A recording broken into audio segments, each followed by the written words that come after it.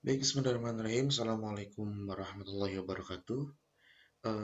Saudara sekalian, alhamdulillah kita bisa bertemu lagi di pertemuan yang ke-10 tentang eh, manajemen strategi pemasaran, di mana yang kita akan pelajari kali ini adalah mengelola perdagangan eceran, grosir, dan logistik.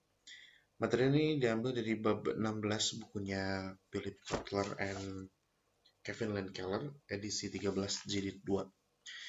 Di bab sebelumnya kita sudah mempelajari saluran pemasaran, namun dari sudut produsen, bagaimana produsen berusaha untuk mengembangkan saluran pemasaran sehingga tujuan yang paling utamanya adalah kesuksesan pabrik atau produsen tersebut.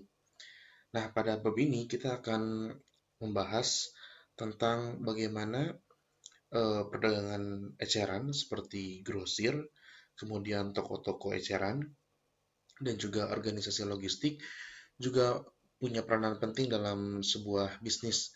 Tentunya menjadi penyalur barang dari produksi atau pabrik yang memproduksi sebuah produk. Di bab 16 bukunya Philip Kotler and Keller disampaikan pada halaman pendahuluannya bahwa contohnya perusahaan Zara itu mereka konsentrasi dalam bidang strategi pemasarannya. Mereka melakukan segmenting, targeting, positioning, kemudian juga mereka membuat perbedaan, diferensiasi produk. Artinya dia juga memilih produk yang terbaik di dunia untuk dipasarkannya. Selain itu juga dia di pasar itu melakukan eh, memutakhirkan ya sistem informasi manajemen, kemudian sistem informasi untuk pelanggan, sehingga Zara ini sangat concern pada kualitas pelayanan pelanggan. Dan Zara juga sangat konsentrasi dalam hal eh, pemilihan lokasi dalam pendirian tokonya. Dan lokasi ini eh, diinvestasikan sangat besar sekali dari perusahaan Zara. Namun feedbacknya yang luar biasa, di mana penjualan menurut bukunya Kotler itu 85%. Artinya di atas rata-rata industri. Dan rata-rata industrinya penjualan untuk di retail eh, pakaian itu 65%. Dan bukan hanya saja Zara, namun juga perusahaan seperti H&M juga melakukan hal yang sama ya, di mana melakukan perencanaan strategis, kemudian juga memiliki sistem informasi yang maju dan sarana pemasaran yang canggih. Oleh karena itu kita akan membahas banyak dan mengupas tuntas tentang perdagangan eceran, grosir, dan organisasi logistik. Oke, kita mulai dari pembahasan definisi perdagangan eceran. Bahwa perdagangan eceran atau pengecer atau retailing secara definisi merupakan semua aktivitas dalam menjual barang dan jasa langsung ke konsumen akhir untuk kebutuhan pribadi dan non-bisnis. Sedangkan toko eceran atau retail store semua badan usaha yang volume penjualannya terutama datang dari penjualan eceran.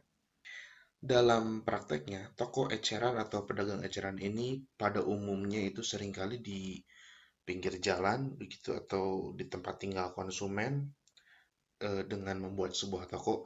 Namun juga ada beberapa format lain, yaitu dengan cara orang atau salesnya yang menawar-menawarkan, kemudian juga menawarkan via surat, telepon, mesin otomatis, atau internet atau penjualan online.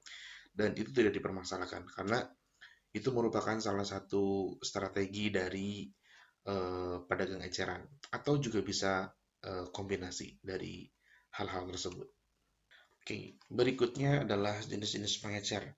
Di sini ada nama-nama jenis pengecer dimulai dari toko barang khusus sampai ke ruang pamer katalog. Kalau di bukunya Kotler ini ada di halaman 141 untuk yang buku bahasa Indonesia ya, yang jilid kedua.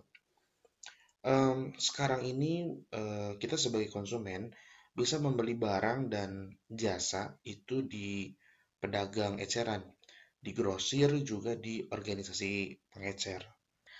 Nah, mungkin kita lebih sering mengenal pengecer ini disebutnya kalau di Indonesia itu banyak dikenal dengan istilah department store.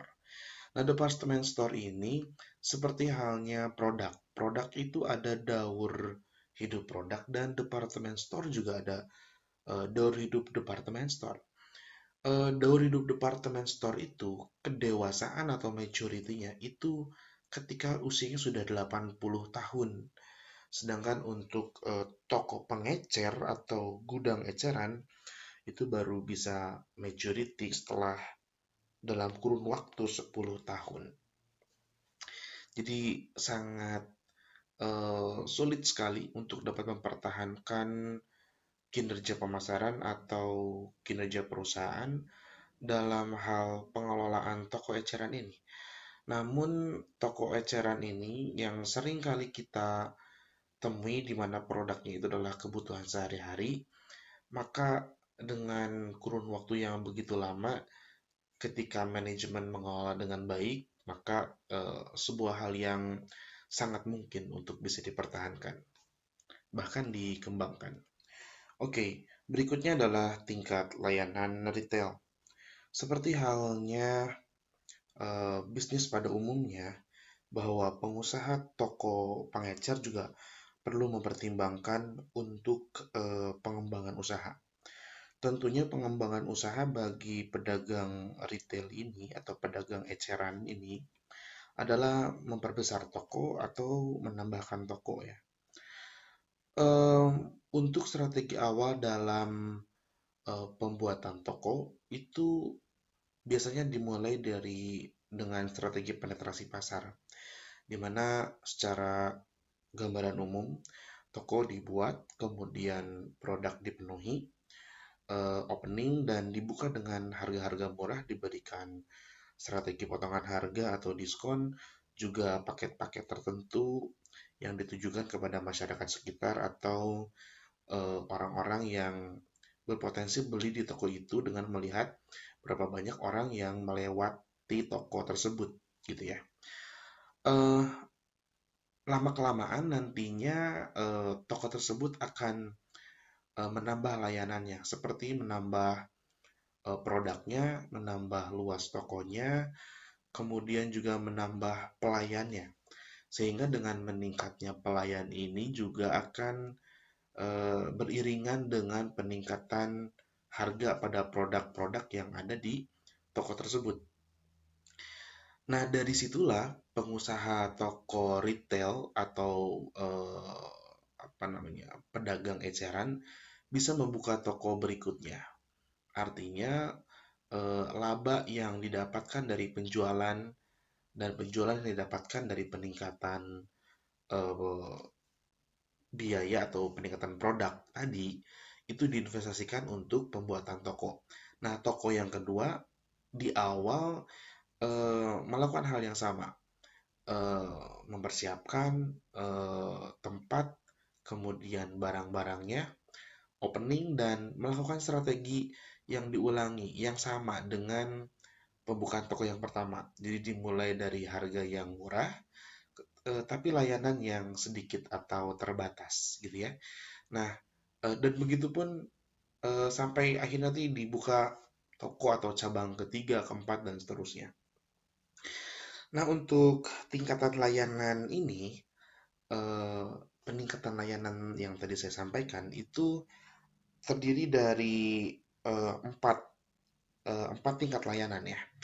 Yang pertama istilahnya ada swalayan, di mana swalayan ini orang bisa datang ke toko swalayan itu cari produk dengan harga yang termurah.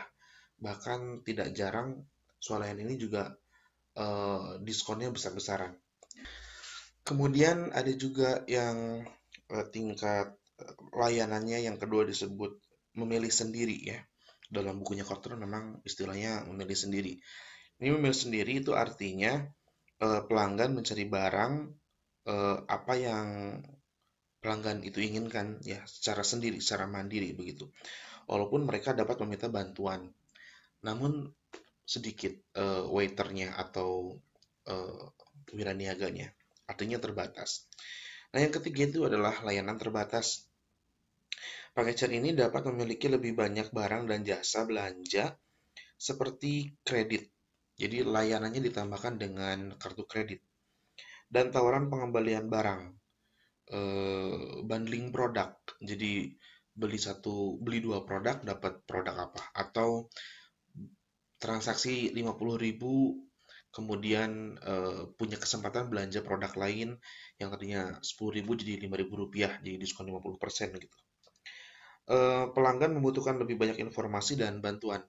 Jadi memang di layanan terbatas ini akan banyak dipasang eh, poster-poster yang terkait tentang diskon, tentang program-program atau event dari toko tersebut. Nah, yang keempat ada layanan penuh. Layanan penuh itu di mana toko ini memiliki wiraniaga yang siap membantu dalam setiap tahap proses mencari, membandingkan, memilih produk. Tentunya proses itu adalah proses dari pelanggannya ya. Jadi pelanggan mencari, membandingkan, dan memilih itu bisa dibantu oleh wiraniaga. Dan pelanggan yang suka ditunggui memilih toko jenis ini. Biaya karyawan yang tinggi karena layanannya penuh sehingga wiraniaganya juga full service dan biayanya juga mahal untuk menggaji mereka. Dan juga disertai dengan proporsi barang khusus yang tinggi, artinya punya merek yang bagus dan eh, jenis produknya bukan hanya sekedar kebutuhan sehari-hari untuk kebutuhan makanan, tetapi juga untuk barang-barang yang eksklusif yang lainnya. Kemudian juga dengan pergerakan yang lebih lambat dan layanan yang banyak membuat usaha sederhana ini berbiaya tinggi. Artinya ya di dunia tidak banyak yang melakukan layanan penuh, saudara. Nah, dari 4 tingkat layanan ini kemudian dielaborasikan menjadi 4 positioning. Disebutnya peta positioning eceran.